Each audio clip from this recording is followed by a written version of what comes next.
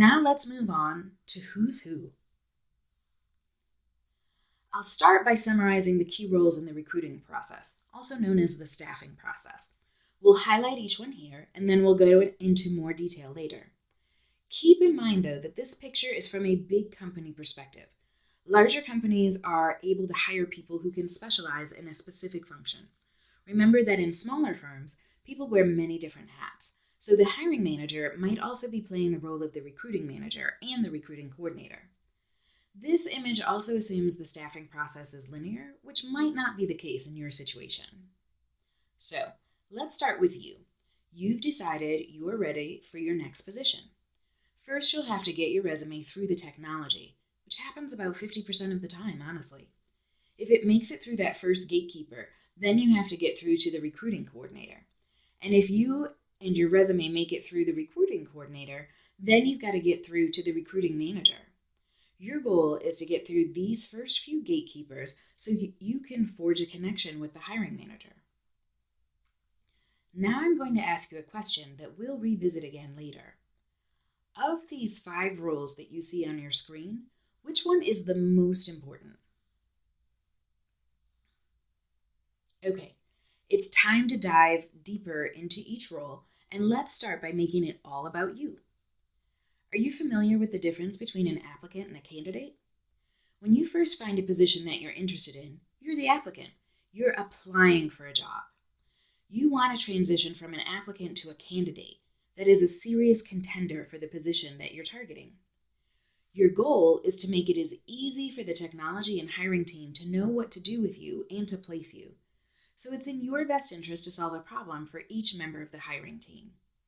Since the Great Financial Crisis started in 2008, there's been a 600% increase in the number of applicants for each job posting.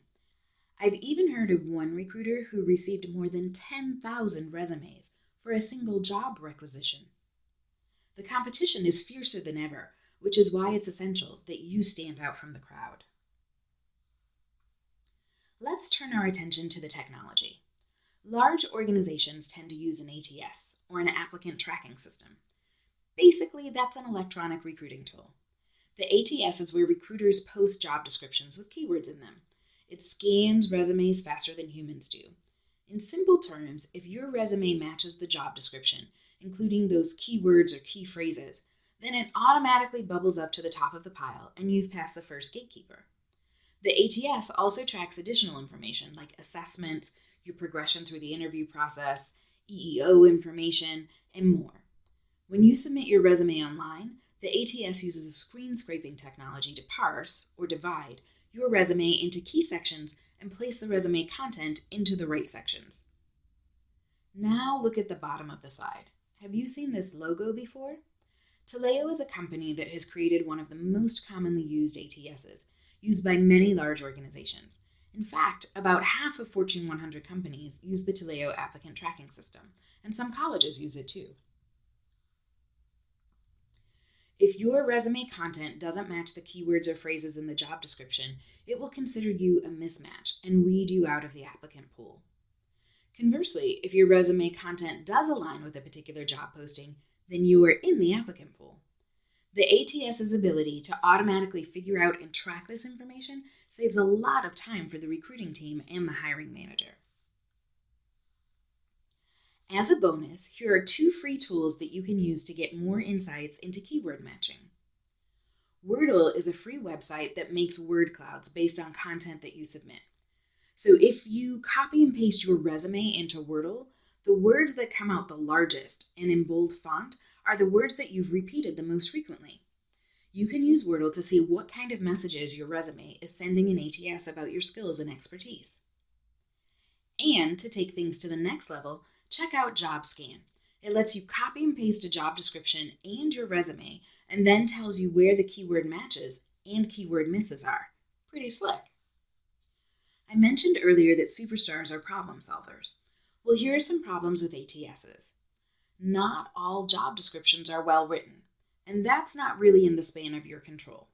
What is in the span of your control is the second problem listed here.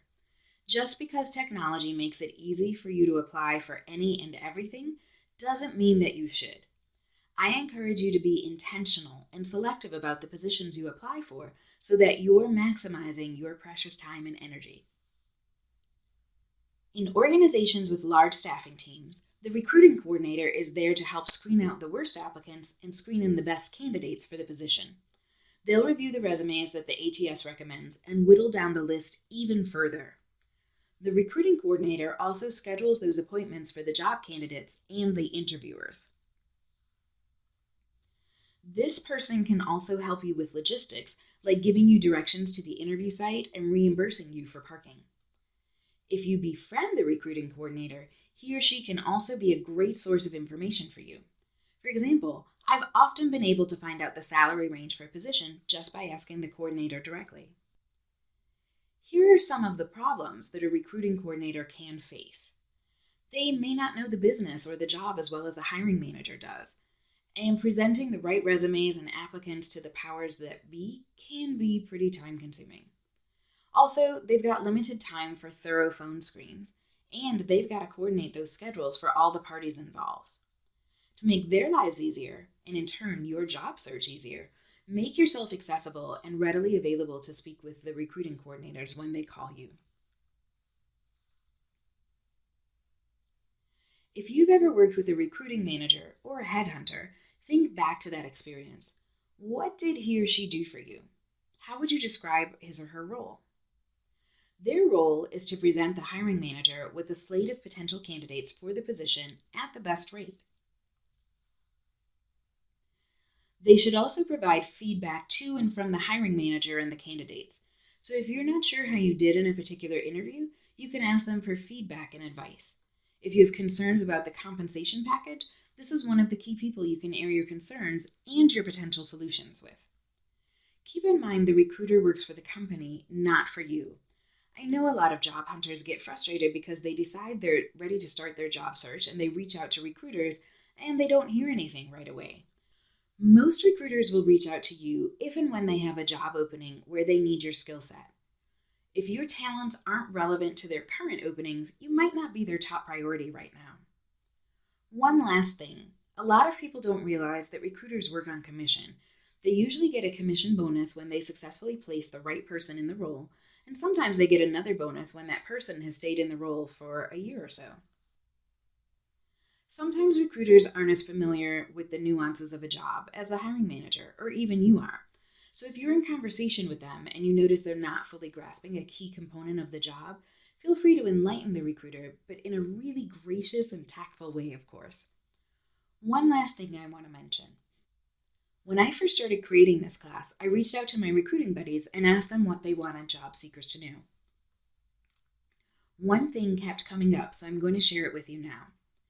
They said that they're tired of getting phone calls where job seekers say, "Did you get my resume?"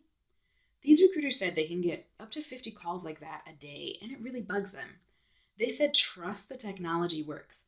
They also said a better way to follow up would be to call and say something like, "I'm following up on the resume that I sent you for XYZ position, and I'd like to tell you 3 reasons I'd make a great candidate for that role."